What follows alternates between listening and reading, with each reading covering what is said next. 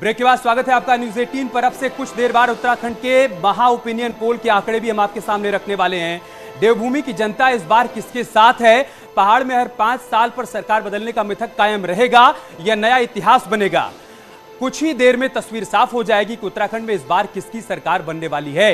News 18 पर हर समीकरण की सबसे सटीक जानकारी अपने दर्शकों तक हम पहुंचाएंगे। महापोल के आंकड़ों से यह जानकारी मिलेगी कि उत्तराखंड में बीजेपी की सरकार बनेगी या कांग्रेस की सत्ता में वापसी हो पाएगी।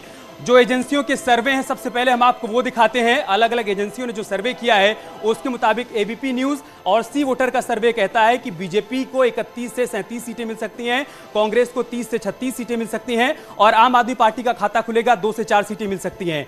इंडिया अहेड एटीजी का सर्वे कहता है कि 46 से 50 सीटें बीजेपी को मिल सकती हैं और 16 से 20 सीटों पर कांग्रेस पार्टी सिमट सकती है। 1 से 3 सीटों के बीच में आम आदमी पार्टी रह सकती है। जबकि रिपब्लिक और पी मार्क का सर्वे कहता है कि 36 से 42 सीटें बीजेपी के पास जाएंगी, 25 से 31 सीटें कांग्रेस के पास जाएंगी और 0 से 2 सीटों के बीच में आम आदमी पार्टी रह सकती है। इसी तरीके से न्यूज़ और इसके अलावा पोल स्टार का जो सर्वे है वो क्या कह रहा है? 36 से 41 सीटों के बीच में बीजेपी रहने वाली है, 25 से 30 सीटों के बीच में कांग्रेस पार्टी रहने वाली है और 2 से 4 सीटें आम आदमी पार्टी को मिल सकती हैं।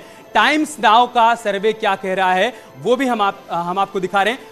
कुल मिलाकर जो तस्वीरें सामने आई हैं अलग अलग एजेंसियों की तरफ से वो हम आपके सामने रख रहे हैं और ज्यादातर एजेंसियों का सर्वे कह रहा है कि बीजेपी की सरकार बन रही है। और उत्तराखंड के मुख्यमंत्री पुष्कर सिंह धामी इस वक्त हमारे साथ लाइव जुड़ चुके हैं। हम सीधा उन्हीं के पास चलते हैं। सर, अलग अलग एजेंसियों के जो सर्वे आए हैं वो ये बता रहे हैं कि एक बार फिर से पहाड़ पर कमल खिल रहा है।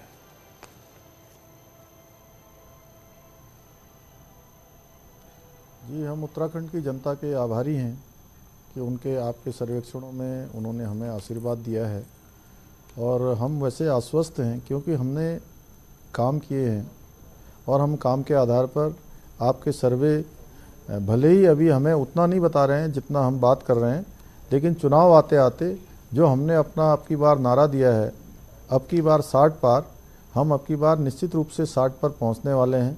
ये मैं कोई अहंकार में नहीं बोल रहा हूं, हमने जो काम किए हैं उन कामों के आधार पर बोल रहा हूं कि निश्चित रूप से उत्तराखंड की जनता ऐसी सरकार यहाँ पर बनाएगी और प्रचंड बहुमत की सरकार बनाएगी जो हमारे देश के यशस्वी प्रधानमंत्री नरेंद्र मोदी जी की सरकार के साथ चले। दोनों सरकारें मिलकर उत्तराखंड को आगे बढ़ाने का काम करें, ऐसी सरकार यहाँ की जनता चुनेगी और इसमें कोई संदेह नहीं है। लेकिन सर, ये कहा जाता है उत्तराखंड के विषय में कि यहाँ की जो जनता है उसका जो मिजाज है वो कुछ इस तरह है कि वो हर बार सरकार बदलती है। एक बार दूसरी पार्टी की सरकार, अगली बार किसी और को मौका देती है। हर बार सरकार बदलने की एक आदत भी है। लेकिन आपका जो नारा है अब की बार 60 पार, हालांकि काफी हद तक जो महापौल का इशारा है वो आप ही की सरकार बनाने की तरफ है, लेकिन इतना बड़ा आंकड़ा क्या आप छू पाएंगे?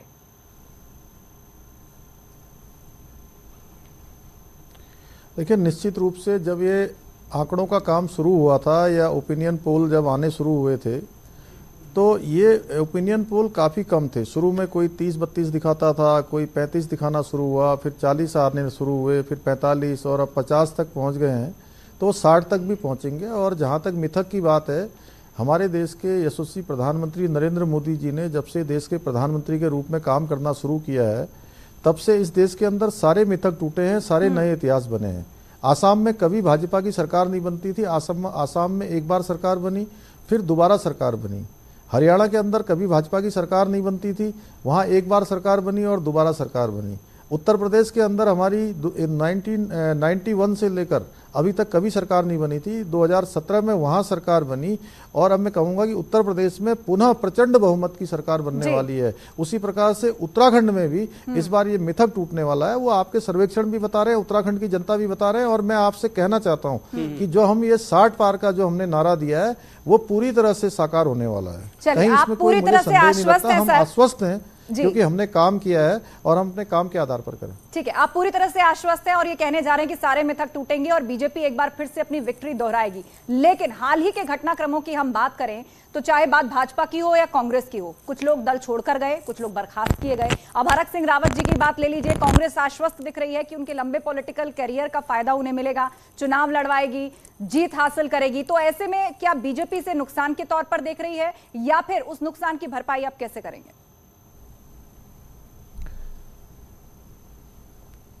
नहीं, हमारा देखिए, हम कैडर आधारित पार्टी हैं और हमारे यहाँ पर कार्यकर्ता हमारी ताकत है और हमारे कार्यकर्ता पूरे जोर के साथ लगे हैं और कहीं कोई इसमें संदेह नहीं है। कोई आएगा कोई जाएगा, ये चलता रहेगा। चुनावी अभियान है, चुनावी महासमर है, लोकतंत्र का पर्व है, जिनके बारे में जो हमारी पार्टी ने निर्णय ले लिया था और हमारी पार्टी पूरे वेग के साथ आगे बढ़ रही है। हमारा जो लक्ष्य है वो तय है, दिशा हमारी स्पष्ट है, हम 60 तक पहुंचेंगे।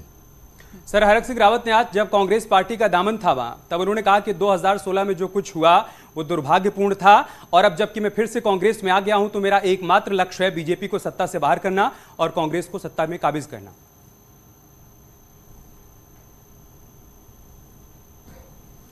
चलिए, किसी के कहने से कोई सत्ता नहीं बदलने वाली है। सत्ता उत्तराखंड की जनता बदलने वाली है, उत्तराखंड की सत्ता देने वाली है। इसलिए उत्तराखंड की जनता ने तय किया। आपके सामने सारे सर्वेक्षण आ रहे हैं। सर, 3 बार मुख्यमंत्री का चेहरा उत्तराखंड के अंदर बदला गया तो कहीं ना कहीं ये संदेश भी गया कि पार्टी के अंदर क्या सब कुछ सही चल रहा है। 2022 का विधानसभा चुनाव, उसको लेकर क्या पार्टी एकजुट है? कहीं जनता में ये कंफ्यूजन वापस तो नहीं कि चेहरे बदल जाते हैं, यहां तो रातों रात लीडरशिप बदल जाती है, तो आखिर उत्तराखंड क्या प्राथमिकता में है?